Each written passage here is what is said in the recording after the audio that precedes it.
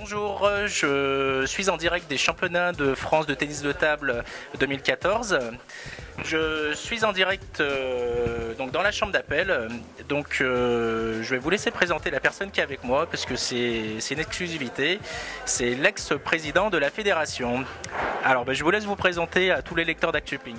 Alors Marcel Rotaillot, je suis l'ancien président de la Ligue des Pays de la Loire de tennis de table et ancien vice-président de la Fédération française de tennis de table. Alors, on est à la chambre d'appel.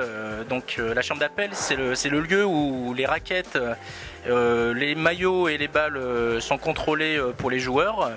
Est-ce que vous pouvez nous expliquer en quoi consiste le contrôle de raquettes et un peu son histoire, comment on en est venu justement à contrôler les raquettes de ping? Alors, cela remonte à 25 ans au moins. Un joueur hongrois qui s'appelait Tibor Klampár avait une rapidité dans le jeu et avait un bruit spécifique à sa raquette. Et ses opposants ont découvert que, avant chaque utilisation, il collait sa raquette avec une colle rapide, lui permettant d'accélérer la vitesse de la balle. Un peu moins de facilité de contrôle parce que c'était plus compliqué pour ceux qui n'y étaient pas habitués. Et puis, avec le temps et l'espionnage, on peut dire, les autres joueurs des autres pays ont adopté la même disposition et se sont rendus compte qu'effectivement, eux aussi, étaient capables d'accélérer la balle. Mais ça demandait beaucoup de maîtrise et d'entraînement, mais ça produisait des effets parce que ça se mesurait en centièmes de seconde, bien sûr. Mais l'accélération, comme c'est un sport qui va très vite, faisait parfois la différence.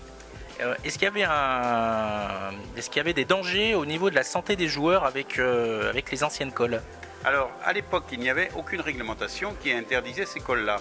On s'est très vite rendu compte que ces bases de produits toxiques, le toluen notamment, avaient des inconvénients majeurs pour les joueurs parce qu'ils collaient ça dans les vestiaires, dans des espaces où il n'y avait pas de ventilation. Et il y avait une toxicité qui se développait à partir de la colle, provoquant notamment des hémorragies et des saignements de nez. Et on voyait de temps en temps des joueurs qui saignaient au bout de la table en se demandant d'où était l'origine. Et très vite, les analyses médicales ont démontré que ceci était produit par la colle. Alors il y a une première démarche qui a été effectuée en disant on ne va plus coller dans un lieu fermé, on va coller en extérieur. Et il y a eu des installations de table à l'extérieur collées. Le mal était diminué, mais il existait toujours. Donc la Fédération internationale s'en est inquiétée. Et puis elle a dit on va remédier à cela. Donc il y a eu des tests médicaux. Dans un premier temps, on a dit on interdit les colles dites toxiques, on les remplace par des colles à l'eau. Néanmoins, il y avait toujours des petits tricheurs et le remède s'améliorait, mais il n'était pas parfait.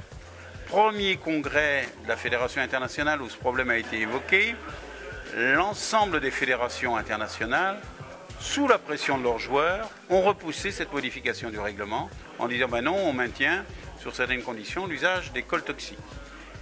Bon, le problème a continué, il y a toujours eu des hémorragies, il y a toujours eu des saignements de nez, et puis les médecins ont eu à juste raison une pression plus forte sur les instances des fédérations. Une deuxième fois, le dossier a été présenté, puis là, la Fédération internationale a eu une majorité qui lui a permis d'interdire les colles toxiques.